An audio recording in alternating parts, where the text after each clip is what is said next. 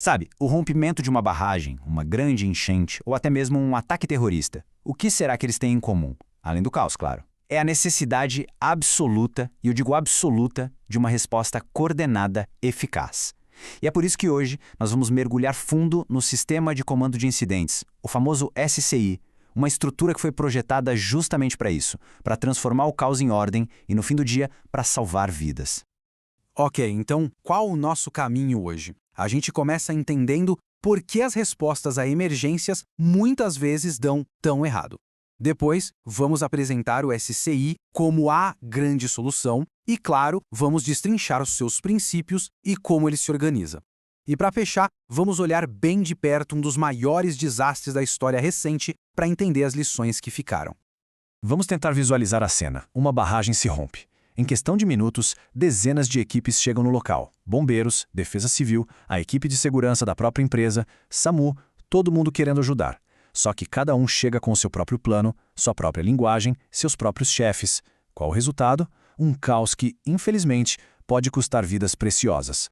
Vamos pensar na prática, na comunicação, por exemplo. A equipe que está operando o reservatório usa uma frequência de rádio. A Defesa Civil usa outra, os bombeiros uma terceira. A informação crucial, aquela sobre a vazão da água, a velocidade da mancha de inundação, ela simplesmente não chega para quem precisa tomar as decisões ali, no calor do momento. Ou pior, os planos de evacuação. A rota que a empresa definiu bate de frente com a rota da Defesa Civil.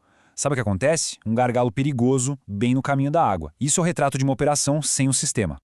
Tá bom, então diante desse cenário de caos total, como é que a gente garante uma resposta que funcione? Bom, a solução começou a ser desenhada lá nos anos 70, no meio daqueles incêndios florestais gigantescos da Califórnia. Vamos ver como essa ideia que literalmente nasceu do fogo evoluiu para o sistema que a gente conhece hoje.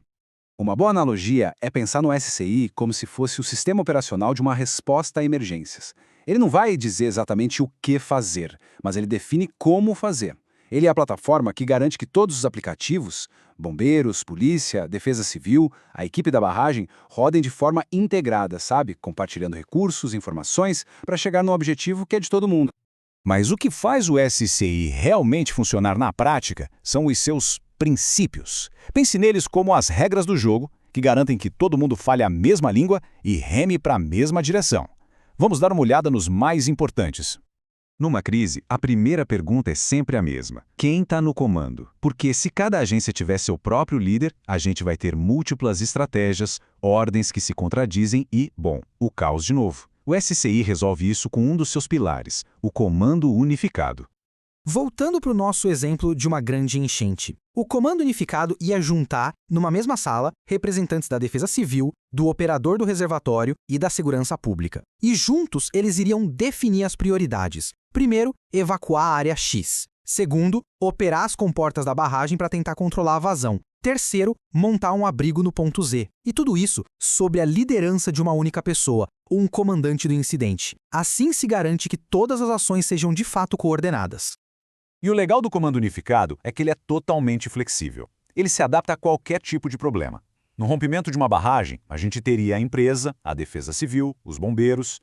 Se fosse um acidente químico, entraria a Agência Ambiental, a Saúde Pública. A estrutura é a mesma, percebe? Só mudam os atores. Isso garante que a melhor resposta técnica esteja sempre na mesa. Um líder sobrecarregado é um risco gigantesco para toda operação.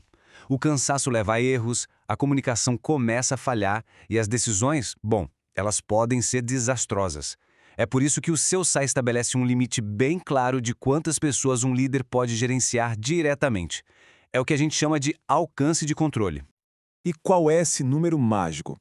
Olha só, segundo o SCI, o ideal é que um líder gerencie 5 pessoas. A faixa vai de 3 a 7. Se passar disso, a estrutura precisa se expandir. Você cria novos níveis de liderança.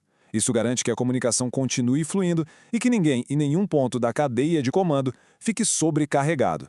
Simples e genial. E além do comando unificado e do alcance de controle, outros princípios são a cola que une tudo. A terminologia comum, por exemplo, para que um caminhão-pipa seja chamado de caminhão-pipa por todo mundo e não de 10 nomes diferentes. A comunicação integrada, para que a informação vital flua sem nenhum ruído. E, claro, os planos de ação integrados, para que as peças do quebra-cabeça de cada agência se encaixem perfeitamente. Ok, agora que a gente já entendeu os princípios, como o SCI se organiza na prática? Como é que essas peças se encaixam para formar uma verdadeira máquina de resposta a emergências? É isso que a gente vai descobrir agora, na estrutura funcional. Bem no topo da pirâmide, a gente tem o cérebro da operação, o comando do incidente. É daqui que sai a visão do todo, onde a estratégia é definida e onde as decisões finais são tomadas. Dá para pensar nessa função como o maestro de uma grande orquestra. E para assessorar esse maestro, existe o staff de comando. Temos o oficial de segurança, que é basicamente o anjo da guarda de todos os socorristas.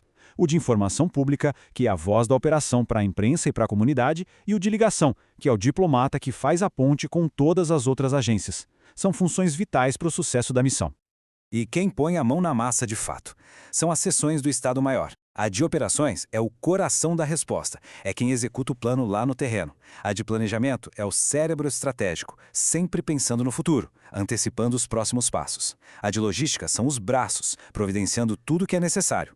E a de finanças, bom, é o bolso, controlando os custos para garantir que a operação seja sustentável. Mas e o que acontece quando esses princípios e essa estrutura são simplesmente ignorados?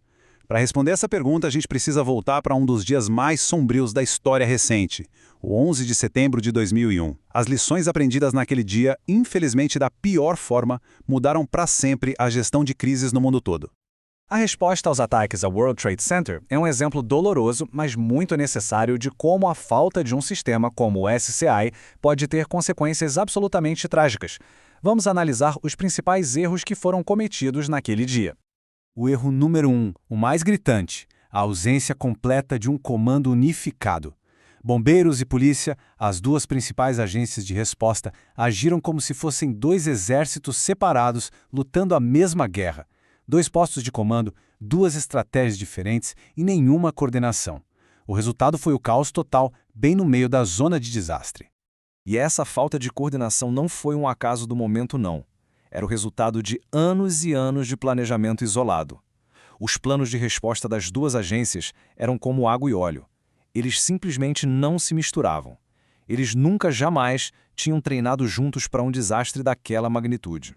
E para piorar, as falhas de comunicação foram a pá de cal. Os rádios dos bombeiros, que já tinham falhado no atentado de 1993, falharam de novo. A ordem de evacuação, depois que a Torre Sul desabou, nunca chegou aos bombeiros que ainda estavam subindo as escadas da Torre Norte. Uma falha repetida que custou a vida de centenas de heróis.